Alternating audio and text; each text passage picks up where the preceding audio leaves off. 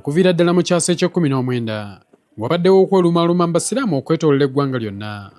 Okwerumaaluma kuno kwayongera okusajjuka mu mwaka gwa 1921 omulangira Nuhu Mbogo yali agassa abasiraamu wansi w'obukulembeze bwe ekibuli bwe yaseerera.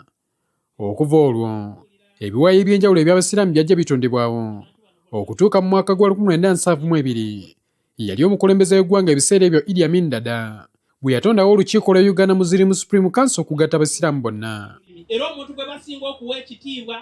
Kyokka wadde nga lwatondebwawo okwerumaaluma tekuggwangawo nga n'okutuusa essaawa ya leero eriyo abasiraamu bangi abatakkiririza mu lukiiko luno. Abasiraamu bwe tubategeeza twagala Uganda Muslim Supreme Council egende mu maaso.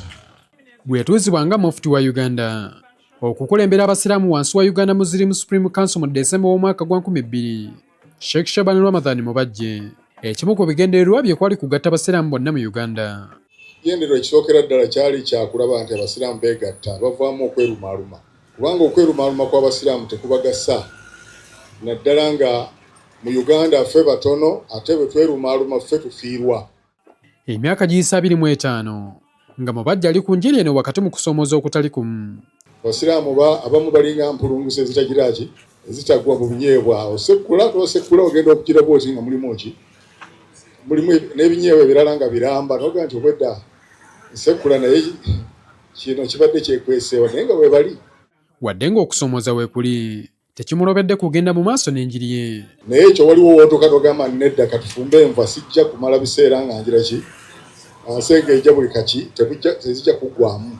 Bwetyo bwe tuyimiridde ate bannaluweero muli bajulizi tebibadde byangu okuva ku taata wa disitulikaazi waffe omugenzi Sheikh Nsanja yali disitulikaazi wano n'empeerezaako oyo lule yali akyali mwana muto nga nti ye disitulikaazi wammwe kye mwamukola.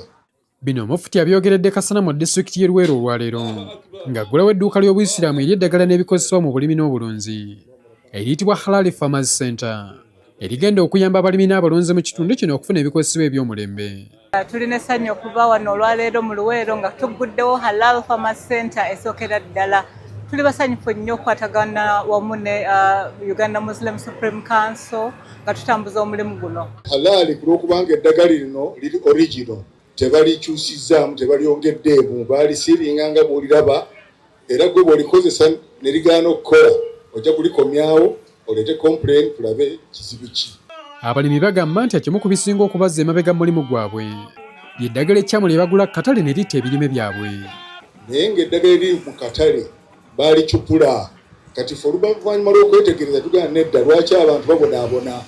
Baguddewo mu branch eno tulidde okusanyuka kubanga wano kumpi bino bibadde bitutama ne tugendako gundi Wabulezi ne bitutama ne tugendako bwayisi. Mufti Mubajje agamba nti enteekateeka eno esookedde Luweero wabula egenda kubunyisibwa eggwanga lyonna wansi w'obukulembeze bw'obuyisiraamu nga bali wamu ne kampuni ekola eddagala ey'Amatugga Industries and Logistics Hub Limited. Habat Kamoga, NTV Akawungeezi. Assalamu alaikum warahmatullahi wabarakatuh.